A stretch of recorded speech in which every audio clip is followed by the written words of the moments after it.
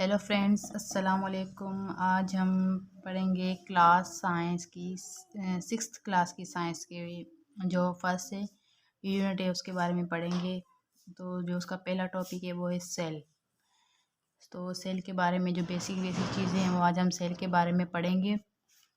तो जैसे अभी ये क्लास सिक्स की जो बुक है इसमें फर्स्ट में से सेल के लिए डिफाइन सेल के बारे में लिखा हुआ है, तो ये इसके बारे में आज हम पढ़ेंगे। तो पहले तो यहाँ पे देख सकते हैं डू यू नो, इन्होंने कहा है कि क्या आपको पता है। Robert Hooke was the first scientist who observe the cell in the piece of clock in 1665। तो जो डिस्कवर सेल हुआ है, जो सेल का जो मेन पॉइंट है वो आपको याद पता होना चाहिए कि ऑब्जर्व सेल जो ऑब्जर्व किया गया वो कब किया गया। जो सेल ऑब्जर्व किया गया वो किया गया 1665 में ऑब्जर्व किया गया। और किसने किया? रॉबर्ट हुक ने। रॉबर्ट हुक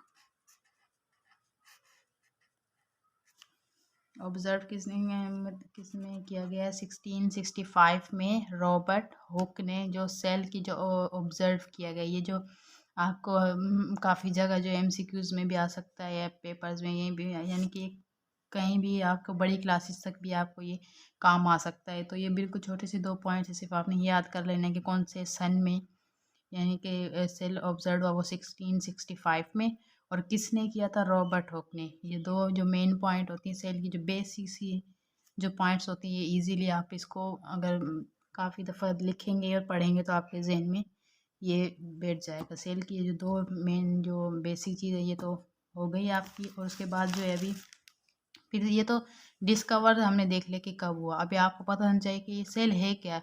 अब ये तो आपने देख लिया कि डिस्कवर्ड कब हुआ, किसने किया। अब ये फिर सेल है क्या, सही है। अब हम इसके बारे में पढ़ेंगे। तो आप यहाँ पे जो सेल में यहाँ पे अपने वैसे उससे बता देती हूँ कि a cell is a basic unit of all living things.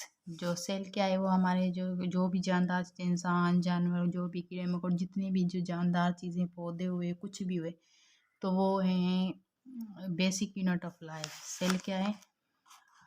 Cell की जो डेफिनेशन है आपने सिंपल सी छोटी सी याद कर लेनी है। Cell, a cell is the basic unit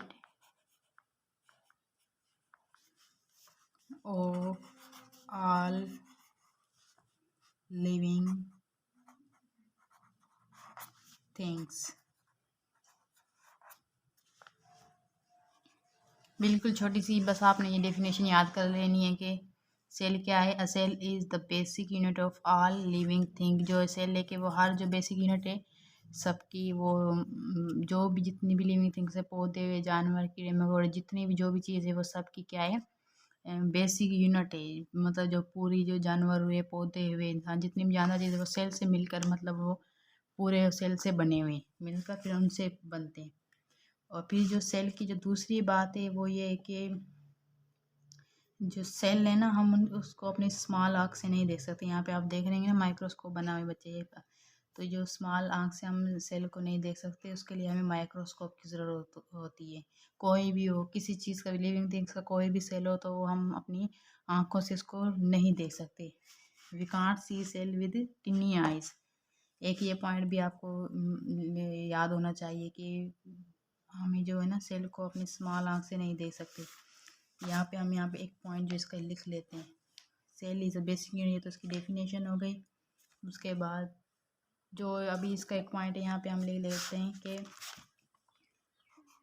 and और we can't see cell with naked eyes.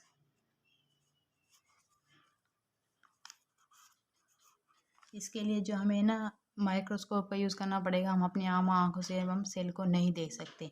ये जो बेसिक बेसिक चीज़ है ना, ये आपको पता होना चाहिए। पहले पता चल गया कि सेल ऑब्जर्व हुआ 1665 में, रॉबर्ट हुक ने किया।